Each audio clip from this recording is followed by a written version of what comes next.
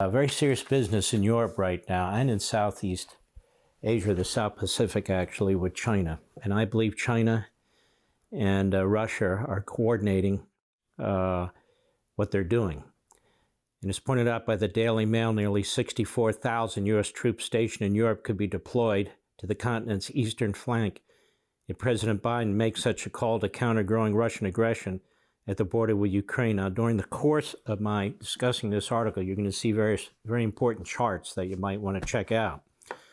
The USS Harry S. Truman has already been placed under NATO command for the first time since the end of the Cold War, while 40 warships, 175 aircraft, 90 tanks situated throughout Europe could also be readied for conflict. I remember when we had like 1,500 or 2,000 tanks in Europe. I'm quite concerned that we don't have that many tanks in Europe, quite frankly. Biden has ordered 8,500 U.S.-based troops to stand ready to deploy to Eastern Europe, while military officials have presented him with a plan to send 50,000 more if the security situation deteriorates and Russia launches an invasion into Ukraine. Here's what they're concerned about. Ukraine, yes. I mean, that's a very big deal. But as we talked about the other day, Ukraine borders 4 NATO allies, 4 of them. And the concern is, once Russia gets ahead of steam, are they going to stop? Now, you might think this is kind of a flight of fancy. No, it's not. This is the history of Russia. It's the history of Germany. It's the history of these various regimes in Europe. And we have to be prepared for that. As I speak, there seems to be a split among some of the European countries and a split in addition among them with us. And you can imagine which countries are getting cold feet. One of them goes by the initials of Germany. And Germany has been a big problem for a long time, you know, with the oil pipeline it insisted on. It's just very, very stupid to be dependent on the Russians. Biden announced the other day that whatever oil or gas, that Russia cuts off, we will supply.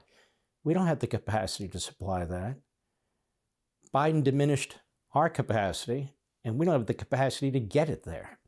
So I don't know what the hell he's talking about, because he doesn't know what the hell he's talking about. Let's go on. At the same time, the U.S. told families based at the U.S. Embassy it's Kiev, but now it's Kyiv, or Kyiv.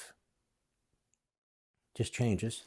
At Kyiv to go home due to the continued threat of such an attack, the State Department said. Though the number fluctuates due to changing withdrawals and deployments, the U.S. had about 175,000 troops stationed abroad as of September 2021. A total of nearly 64,000 of those service members were stationed in Europe. The U.S. has about 750 military bases across 80 countries. But you can see how over time, Biden, the Democrats, and other administrations have depleted our force structure. And we have the protectionists in our own country, whether the Bernie Sanders of the Democrat Party or the Bernie Sanders wing of the Republican Party, isolationist wing, and there is some history of conservative isolationism in the 20s and in the 50s. Very, very damaging. You can see that they've had an impact. Well, you know, we don't need to go to war with Ukraine. I mean, with Russia over Ukraine. What's in it for us? And blah, blah, blah. We're not seeking to go to war with Russia in Ukraine. And Biden has already said we're not sending troops into Ukraine to fight the Russians. What he's trying to do is strengthen the NATO countries in and around Ukraine, particularly very close to Ukraine, hoping that the fighting doesn't bleed over, because that capacity exists. You know, I talked about this the other day, and I want to emphasize it now. My concern is that while all this goes on, Communist China is looking at Taiwan and other areas where it can stretch its wings. And you can understand that if we have forces aligned against the Russians, and if our navy's also pulled because of China and Taiwan, that this could be a huge problem, particularly considering that we're not structurally prepared for both. I mean, that would really cut our forces thin. This is why you build a military up for war to prevent war. Joe Biden's provocations also with respect to Afghanistan and Iran, the enemy takes note of this. Afghanistan is self-explanatory. We spent many days on this, and you saw it with your own eyes. In Iran, people do not realize what's going on. Iran is playing the United States for fools because they know we have one as a president. They are literally months away from having nuclear weapons. They already have ICBMs, and this is becoming a huge problem. Iran has loaded up Hezbollah and Hamas with weaponry, and the Hutus in Yemen, who have been attacking Saudi Arabia, destroying Yemen, the horrific genocide there, and now missiles being fired into the UAE, which is an American ally, which is one of the best of the Arab states, and but a very small Arab state. You know, it has a small monarchy there. You may recall that they were part of the Abraham Accords 2 summers ago. All of this is going on, plus the inbred Un over there in North Korea has fired off 3 missiles in the course of a few weeks and talks about the ability to do more. So again, they're all coordinating. Iran is selling oil to communist China. They're not supposed to be selling anything to anybody. And Israel has a very weak leadership structure right now.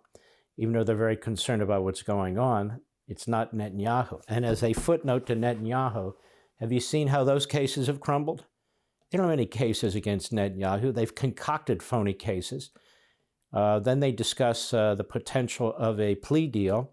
And part of the plea deal is he can't participate in politics for 7 years. So he and his family said, no, we're not going for that. We're not jumping into that. All right, so this is a huge problem. You could see the charts. You could see what's going on. And, you know, you would think Congress would come together right now, you know, agree to expend emergency funding for additional forces or whatever extra forces we need, not just to send a signal to our various enemies and adversaries, but also to actually fund them. That is, American forces. But instead, they're still chasing Donald Trump. They're still navel-gazing. They're still trying to push through their voting act, and they're still trying to push through the massive inflation bill, redistribution bill, by using salami tactics, you know, cutting piece after piece after piece. For all this and much more, sign up for Levin TV.